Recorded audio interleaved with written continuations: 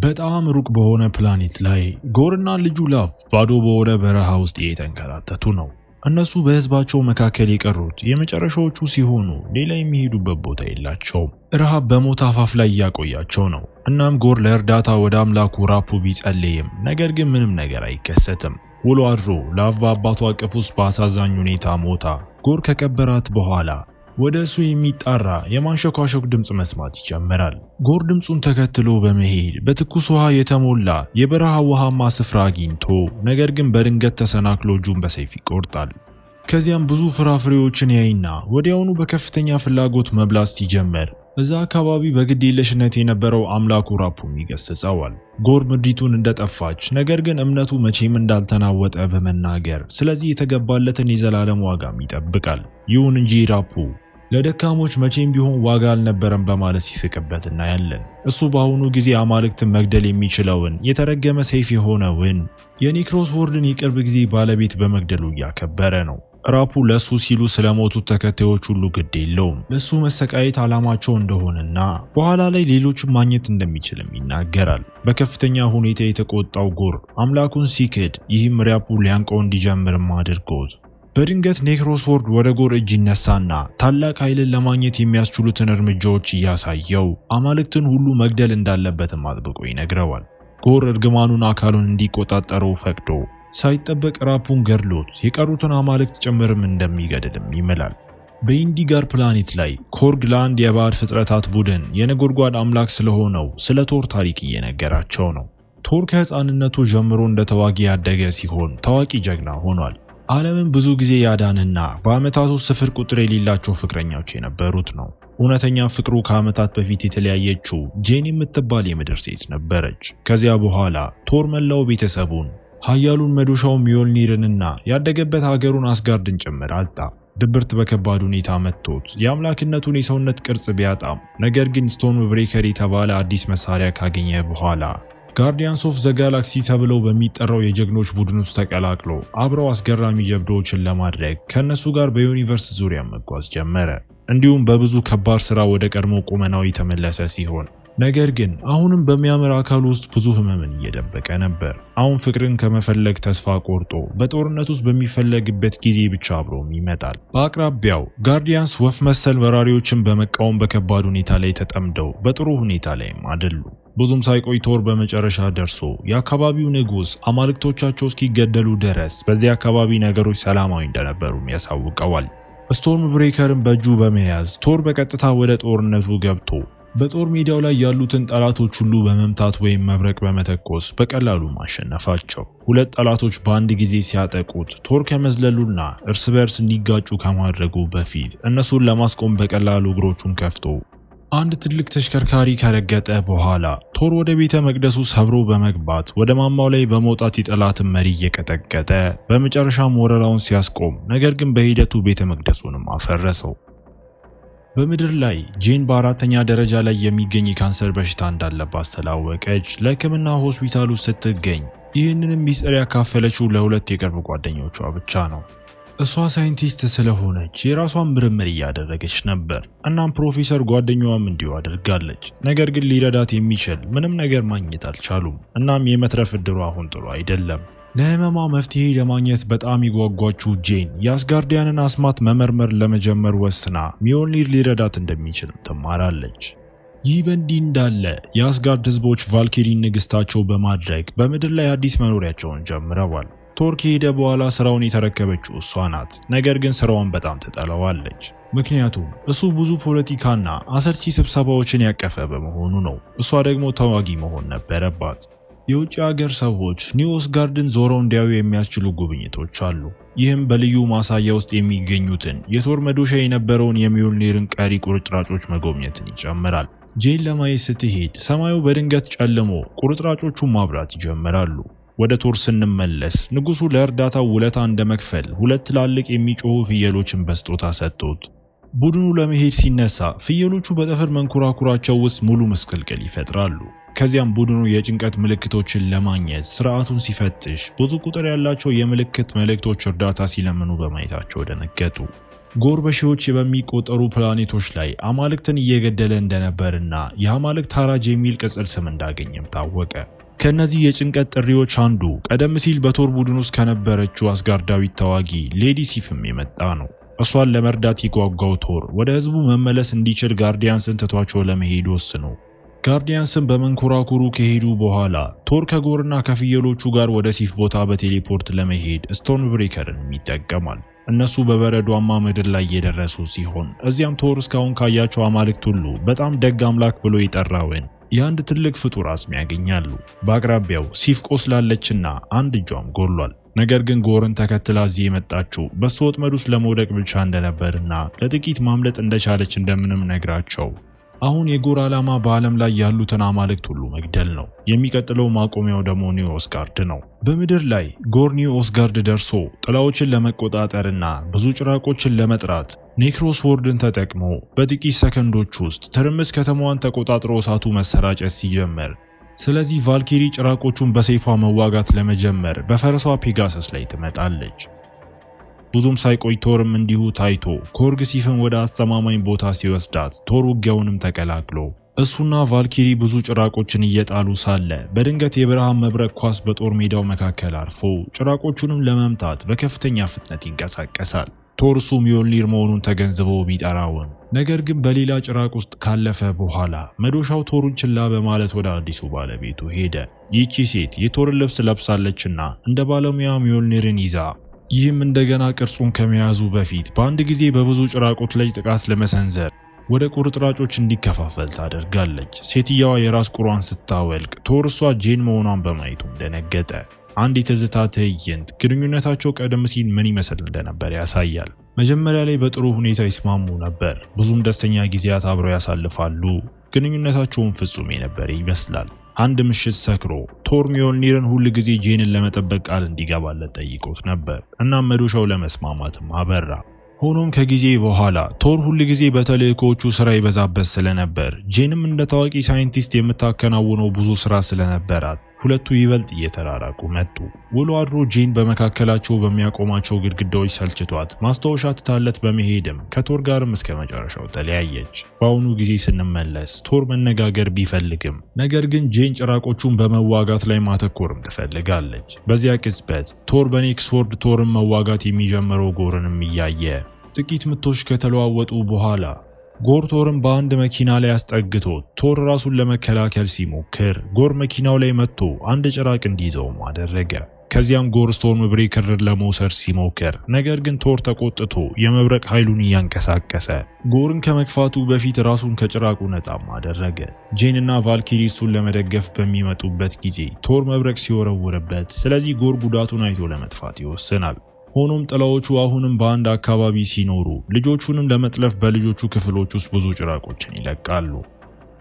ብዙም ሳይቆይ እያንዳንዱ የአስጋርዲያን ልጅ በኩሽና በሚመስል ጭራቅ ውስጥ ገብተው ቶርና ጄን እሱን ለመከተል ሲሞክሩ ጎር ጎጆውን በቴሌፖርትም ያርቀዋል። ከዚያ በኋላ ቫልኪሪ እንዴት መቀጠል እንዳለባቸው ለመወሰን ከሁሉም አስጋርዲያኖች ጋር ስብሰባ ታደርጋለች። ቶር ሚዮልኒርን መመልከቱን ማቆም አልቻለምና እንደገና ለመጥራት ቢሞክርም ነገር ግን በሱ ፈንታ ስሞር ብሬከርም ወደሱ ይመጣል። በዜጎች መካከል ክርክር ሲነሳ ስለዚህ ቶር ወደፊት ወጥቶ አንድ ነገር እየሞከረ ሳለ እንዲረጋጉ መነገራቸው። ስቶርም ብሬከርን ሲያነሳ ኃይሉ ከሽፎ ውጭ ያለውን መታሰቢያ ከማፍረሱ በፊት በጣሪያው ላይ ቀዳዳም ይሰራል። ወደ ክፍሉ ሲመለስ አዲስ ክርክር ጀምሮ ነገር ግን በድንገት ተንሳፋፊ በሆነ ራስም ይቋረጣል።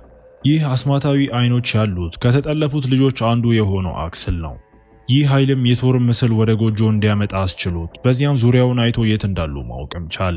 ምስሉ ሲያበቃ ቶር ተመልሶ ልጆቹ በጥላ ዓለም ውስጥ እንዳሉ ለሌሎቹ አሳውቆ እዚያም ጎር በጣም ኃያል የሚሆንበት ቦታ እንደሆነ እንረዳለን። ወደዚያ ከመሄዳቸው በፊት ተጨማሪ ኃይል ማግኘትም አለባቸው።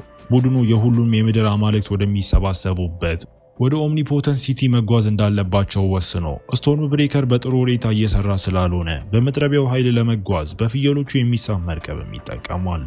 ቫልኪሪ ከኤግዚቢሽን መርከብ ስታገኝ ጄን ወደ መጸዳጃ ቤት ሄዳ ከለውጡ ስትወጣ አካሏ ምን ያህል እንደታመመም ያሳያል። ነጸብራቋ የገዛ እናቷም እንዲሁ ሆስፒታል ውስጥ እንዴት እንደሞተች እንድታስታውስ አድርጓት፣ ይህም በጣም ስለሚያናድዳት መታጠቢያ ገንዳውን ለመስበር ሚዮልኒርን ትጠቀማለች።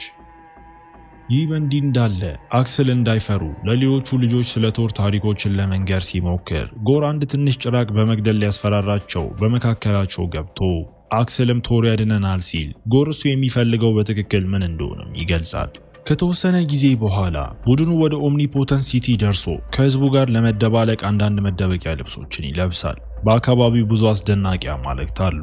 ነገር ግን ዙስ ታላቅ መግቢያ ሲያደርግ ቶርም ይህ እኔ የማደንቀው አምላክ ነው ብሎም ይጣራል። በነጎድጓድ ብልጭታው አንዳንድ የሚያማምሩ ዘዴዎችን ካደረገ በኋላ ዙስ ጨካኝ መሆኑን ያረጋግጣል። ምክንያቱም አስፈላጊ ጉዳዮችን ከመወያየት ይልቅ መጥፎ ድግሶችን ለማቀድና የትኛው አምላክ ከህዝቡ ብዙ መስዋዕት እንዳገኘ ማየት ይፈልጋል። በሱ የሚታመኑም አይመስሉም። ስለዚህ ቡድኑ እንዴት መቀጠል እንዳለበት መከራከር ሲጀምር፣ ነገር ግን ዙስ ሰምቷቸው ቶርን ወደ ማዕከላዊ መድረክም ጠራው። ቶር ስለ ጎር ለሁሉም አሳውቆ እርዳታ ቢጠይቅም ነገር ግን ዙስ ስለ አንዳንድ ጥቃቅን አማልክት ሞት ግድም የለውም እና ልብሱን ከመክፈፉ በፊት ቶርን በሰንሰለት አስሮት በመጨረሻም ማንነቱን በማስተዋል ዙስ እያንዳንዱ አምላክ የራሱን ህዝብ መጠበቅ እንዳለበት አስታውሶት፣ ስለዚህ ቶር የአስጋርዲያኖችን ስብስብ እንዲያድን ለመርዳት ወይም እንደገና አዳዲስ ዘዴዎችን ለማሳየት የሚጠቀምበትን የነጎድጓድ ብልጭታውን ለማበደር ፍላጎት የለውም።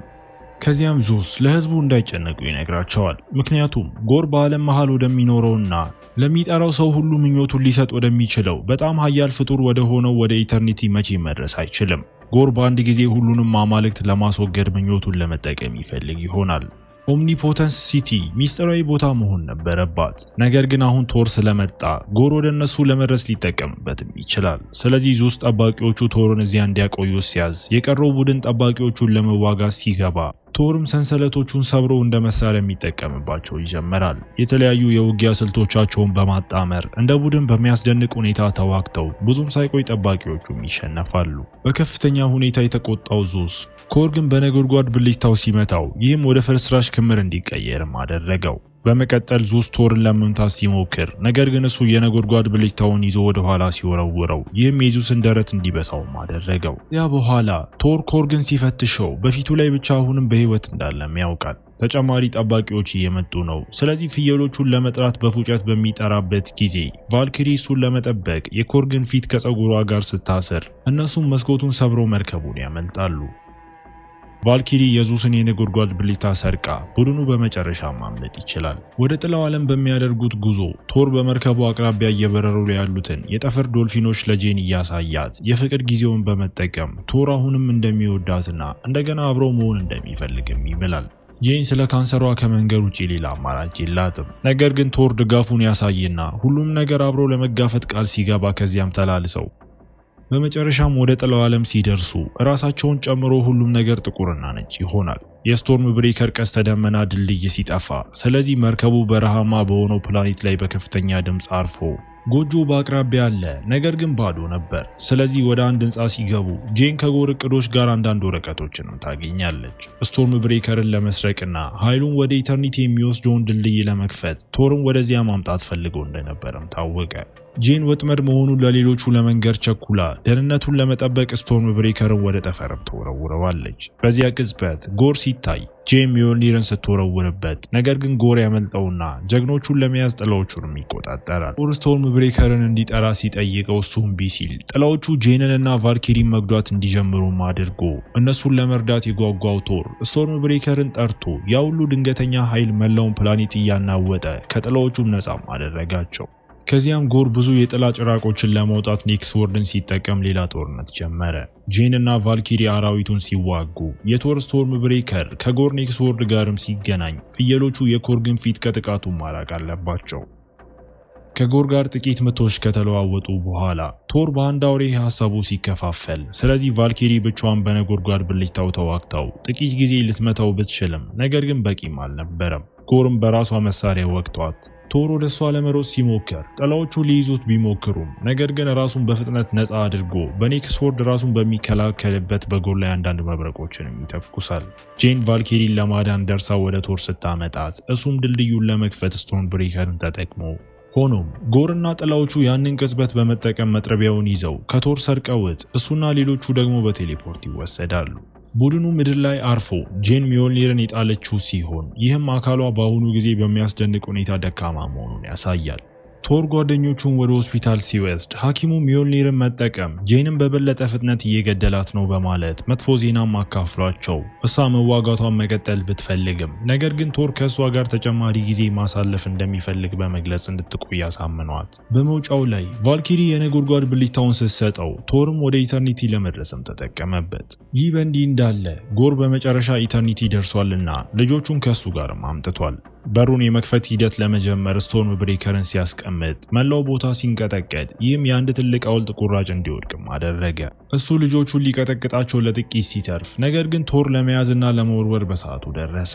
ጎር እሱን እንዳየው ጭራቆች መጥራት ለመጀመር ኔክስ ወርድን ተጠቅሞ ስለዚህ ቶር ልጆቹን አሰባስቦ እንደ መሳሪያ ለመጠቀም የሚያገኙትን ማንኛውም ነገር እንዲይዙ ነግሯቸው ከዚያም የነጎድጓድ ብልጭታውን በመጠቀም ኃይሉን ለሁሉም ልጆች ያካፈለ ሲሆን በዚህም እንዲዋጉ ሊረዱት ይችላሉ።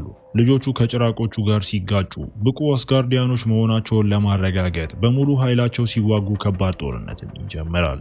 ጭራቆች በሁሉም ቦታ ሲወድቁና ልጆቹ ስራ በበዛባቸው ጊዜ ቶር ጎርን እየተከተለ ጎር የነጎድጓድ ብልጭታውን ወስዶ እስኪወረውረው ድረስም ከሱ ጋር ይቆያል። ቶር እጅ በእጅ መዋጋቱን መቀጠል አለበት። ሚዮልኒርም ይህም በምድር ላይ ስለተገነዘበ ስለዚህ በጄን ፊት ሳይቶ ብዙም ሳይቆይ ጎር ቶርን አሸንፎ ሊወጋው ጥቂት ሲቀረው ስለዚህ ቶር ኔክስ ወርድን በእጆቹ ማስቆም አለበት። በዚያ ቅጽበት ጄን በቫልኪሪ ፈረስ ላይ ደርሳ ከወንድ ጓደኛዋ ላይ ለማውረድ ሚዮልኒርን በጎር ላይ ትወረውርበታለች። ቶር የነጎድጓድ ብልጭታውን መልሶ ለማግኘት እድሉን ይጠቀምና አሁን እሱና ጄን ጎርን አብረው መዋጋት ይችላሉ። ሆኖም ጄን በሩ ሊከፈት እንደሆነ አስተውላ ስለዚህ እሷ ከጎር ጋር ስትዋጋና ልጆቹ ጭራቆቹን ማጥፋታቸውን ሲቀጥሉ ቶር ስቶርም ብሬከርን መልሶ እንዲያገኝ ልካው ጥላዎቹ ስቶርም ብሬከርን በጣም አጥብቀውም ይዘውታል። ስለዚህ ቶር በነጎድጓድ ብልጭታውም ሊመታቸውም ጀመረ። መጀመሪያ ላይ ጎር ጄንን እያሸነፋት ቢመስልም ነገር ግን እሷ በሚዮልኒር ለማጥቃትና በኔክስ ወርድ ላይ አንዳንድ ስንጥቆችን ለመፍጠር ዝላይም አድርጋ በዚያ ቅጽበት ቶር በመጨረሻ ስቶርም ብሬከርን ነፃ አድርጎ ሁሉም ልጆች ወደ ቤታቸው መመለስ እንዲችሉ ወደ አክሰልም ወረወረው። ከዚያ በኋላ ቶር የነጎድጓድ ብልጭታውን እንደ ሁለት ጩቤዎች በመጠቀም በመካከላቸው ኔክስ ወርድን ይዞ በዚህም ጄን ሚዮልኒርን ልትወረውርበት ችላ በመጨረሻም ይሰብረዋል። ጎር እጀታውን ለመያዝ ተሳክቶለት እንደገና ለመገንባት ቢሞክርም ነገር ግን ጄን ሌሎቹን ቁርጥራጮች በሚዮልኒር ይዛ እያንዳንዱን የሰይፍ ቁራጭ ወደ አመድ የሚቀየር አንዳንድ መብረቆችንም ትጠራለች። ጄል በጉልበቷ ስትንበረከክ ጎር ወደ ኢተርኒቲ የሚወስደው በር መከፈቱን አይቶ ሲሻገር ይህም ሶስቱንም በቴሌፖርትም ወሰዳቸው። ጎር ምኞቱን ከማድረጉ በፊት ቶር እየሞተች ያለችውን ጄንን በመመልከት ለጎር በቀልን ወይም ሞትን እየፈለገ እንዳልሆነ እሱ ፍቅርን እየፈለገ እንደሆነ ነግሮት ከዚያም ቶር የመጨረሻውን ጊዜያት አብረው ለማሳለፍ ወደ ጄን ጎንም ይሄዳል። ይህንም ማየት ጎር የገዛ ልጁን እንዲያስታውስ አደረገው። ነገር ግን ከኔክስ ወርድ ብክለት የተነሳ እሱ እየሞተ ስለሆነ ለሷ ምንም መመኘት አይፈልግም። ቶርና ጄን ላቭ ብቻዋን እንደማትሆን ቃል ይገባሉ። ስለዚህ ጎር ልጁ እንድትመለስ ምኞቱን ሲያደርግ ላቭ እሱ ከመሞቱ በፊት ለአባቷ ስንብት በማድረግም ትመለሳለች። ጄንም እንዲሁ ስንብት አድርጋ አካሏ ወደሚያበራ አቧራ ከመቀየሩ በፊት ከቶር ጋር ለመጨረሻ ጊዜም ሸራ ይበላላሉ። ከተወሰነ ጊዜ በኋላ ጄን በኒውስጋርድ ውስጥ ታላቅ ጀግና ሆና ለሷ ሐውልትም ተሰርቶ ቫልኪሪ ወደ ንግስትነቷ ስትመለስ ሲፍ ልጆቹን ራስን መከላከል ለማሰልጠንም እየረዳቻቸው ኮርግ አካሉን መልሶ አግኝቶ ከሱ ዝርያ የሆነ ጓደኛም ያገኛል። ቶር የጎርን ልጅ እንደራሱ ልጅ አድርጎ እያሳደገ ነውና እንደ ቁርስ ያሉ ቀላል የቤተሰብ ነገሮችን ይጋራሉ። እንዲሁም የኢተርኒቲ ኃይሏን እንዴት መቆጣጠር እንደምትችል ማስተማርም አለበት። አብረው መዋጋትና የተቸገሩትን መርዳት እንዲችሉ ቶር ሚዮልኒርን፣ ላቭ ደግሞ ስቶርም ብሬከርን በመጠቀም ብዙ ጊዜም ወደ ጀብዱ ይሄዳሉ። በዩኒቨርስ ውስጥ አብረው ሲጓዙ ላቭ ኤንድ ተንደር ወይም ፍቅርና ነጎድጓድ ተብለውም ይታወቃሉ። ይህ በእንዲህ እንዳለ የጄን መንፈስ የአስጋርዲያን ገነት ወደ ሆነው ወደ ቫልሃላ ደርሶ የአማልክትን አዳራሽ እንድትቀላቀል ስትጋበዝ እያሳየን ፊልሙ እዚህ ጋር ይጠናቀቃል። እስከ መጨረሻው አብራችሁኝ ስለነበራችሁ አመሰግናለሁ። በቀጣይ ቪዲዮ እስክንገናኝ መልካም ጊዜ